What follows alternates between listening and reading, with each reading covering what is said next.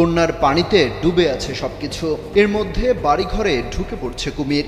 এমনকি বন্যায় ডুবে থাকা রাস্তাঘাটেও দেখা মিলছে কুমিরের।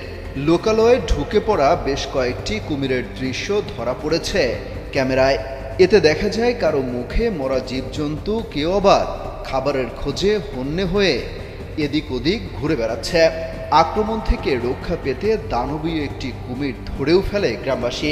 পরে সেটি বেঁধে নিয়ে যাওয়া হয়। বন্যা পরিস্থিতির পাশাপাশি এখন কুমিরের আতঙ্কে ভুগছে বানভাসীরা। গত কয়েকদিনে ভারী বর্ষণে বন্যা পরিস্থিতি তৈরি হয়েছে ভারতের গুজরাটে। 3 দিনে সেই রাজ্য থেকে মোট 35 জনের মৃত্যুর খবর পাওয়া গেছে। রোববার থেকে শুরু হওয়া বৃষ্টির জেরে গুজরাটে বিশ্বামিত্রী সহ বেশ কয়েকটি নদী বিপদসীমার উপর দিয়ে বইছে।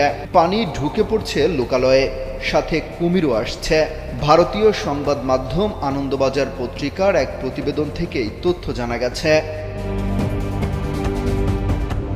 প্রতিবেদনে বলা হয়, বরোদা শহর এবং আশপাশের লোকালয়ে কুমির ঘুরে বেড়ানোর বেশ কয়েকটি ভিডিও সামাজিক মাধ্যমে ভাইরাল হয়েছে। ভিডিওতে দেখা যায় মুখে মরা কুকুর নিয়ে বরোদার রাস্তায় ঘুরে বেড়াচ্ছে একটি কুমির। বরোদা এবং আশপাশের এলাকায় বসবাসকারী 3000-এরও বেশি মানুষকে নিরাপদে সরিয়ে নেওয়া হয়েছে। যারা রয়ে গেছে এখনও, তারা বন্যার পাশাপাশি কুমিরের আতঙ্কে ভুগছে। প্লাবিত এলাকাগুলোতে বসবাসকারী বাসিন্দাদের অনেকে বলছেন, কুমিরের ভয়ে ঘরের ভেতর থেকে বের হচ্ছেন না তারা। তবে এখন পর্যন্ত কুমিরের আক্রমণে হতাহতের কোনো খবর পাওয়া যায়নি। বেশ কয়েক জায়গায় স্থানীয়রা কুমির আটক করে রাখার খবর পাওয়া গেছে।